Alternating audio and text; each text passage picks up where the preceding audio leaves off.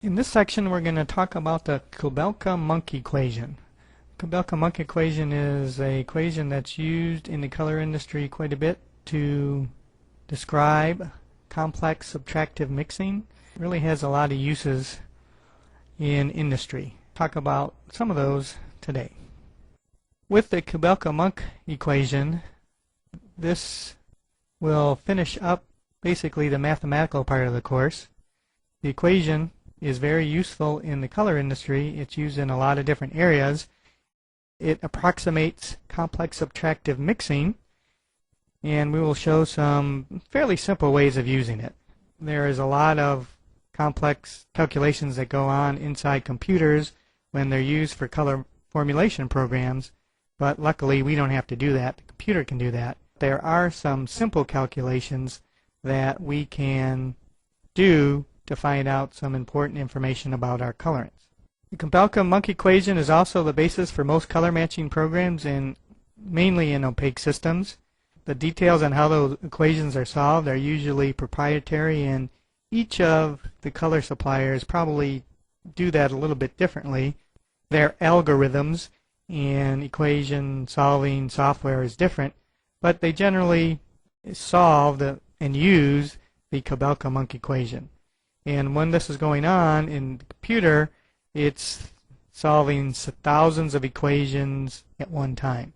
That's why, until computers are around, this was not really a very practical way of doing color.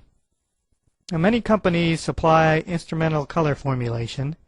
Some of the companies do supply both instrumentation and software. Some companies only supply software. But there's two main types. Quality control, which we've talked about really in the past, where it shows just color difference values and spectral curves. The color matcher uses this to see how close,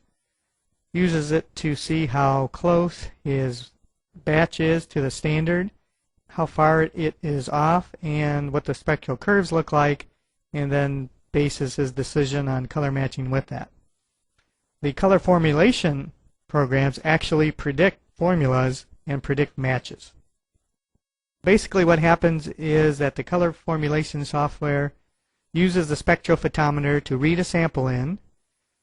It determines its spectral properties, which it uses to make its prediction, and then it predicts a matching formulation. It actually tells you how much of each pigment or dye, whatever colorant is used, to make up that particular color.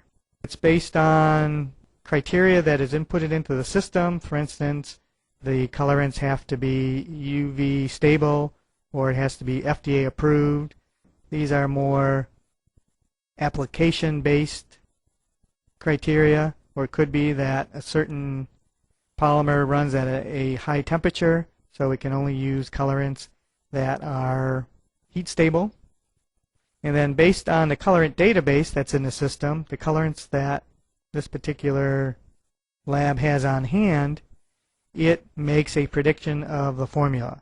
Then once that prediction is made, the color matcher will make up the batch in the plastic and then read it on the spectrophotometer again, and if it's not quite right, which is typical most of the time, it can make a correction. So it basically does the same thing a color matcher would do, only the software is making the decisions. Later we will discuss color formulation software in more detail and how it works and what you need for it. But now we will concentrate on the Kubelka-Munck equation itself, and mostly how it can be used in industry. First, we need to discuss a little bit about complex subtractive mixing. There are additive mixing systems, simple subtractive mixing systems, and they have their own equations, much simpler equations really, that are used for making calculations. Unfortunately, the most common type of mixing system is complex subtractive mixing. It's a more real-world situation, and in this situation, colorants scatter as well as absorb light. This is when we use non-transparent pigments, and we have kind of everything going on. We have scattering, we have transmission, and we have absorption. The equation that best describes all of that interaction is the Kubelka-Munck equation that we're talking about here. And like I mentioned before, by far the most common and unfortunately the most complex type of color mixing we experience in industry is that in which colorants scatter as well as absorb light.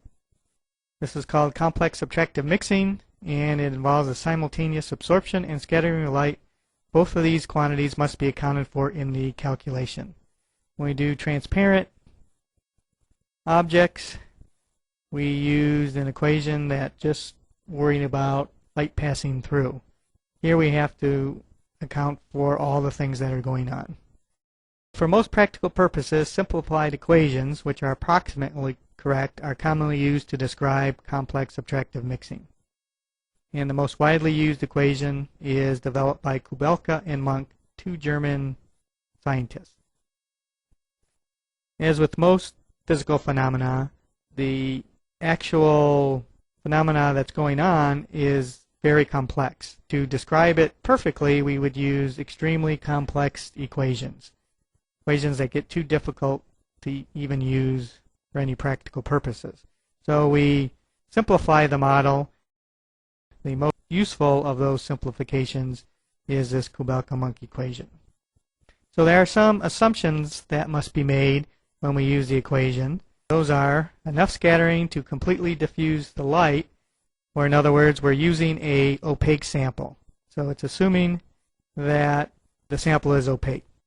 There's also assumed that there's no change in the refractive index at the boundary, and unfortunately that's not true in the real world, but we can kind of discount that effect or use some other calculations or other factors to take account for that. Calculations must be made at many wavelengths across the spectrum. So this equation is only good at a specific wavelength. When the computer uses these equations to do match predictions, it's doing this at every wavelength across the spectrum, or at least every 10 nanometers or so. A lot of calculating is going on. This equation can't be applied to tristimulus values. It actually uses the spectral data from the curves that are produced from the spectrophotometer.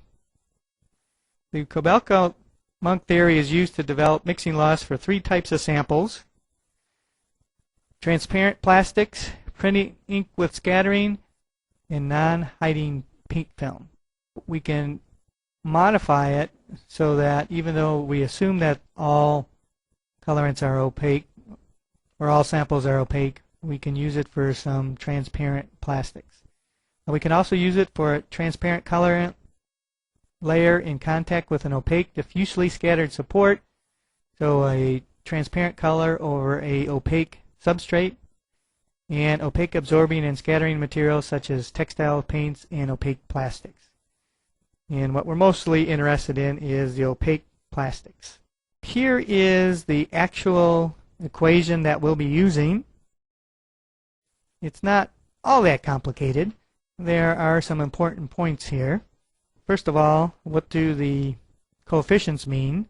K is the coefficient of absorption, so it has to do with how much light is absorbed.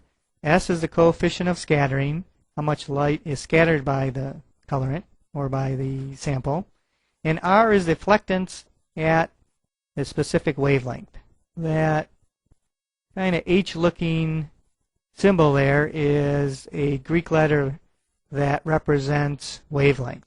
So again, this equation must be done at a specific wavelength, and that's what that little symbol means.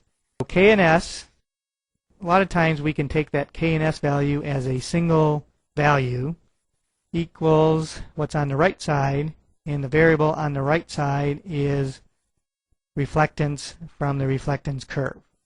And one thing about this equation, there's basically two variables in it.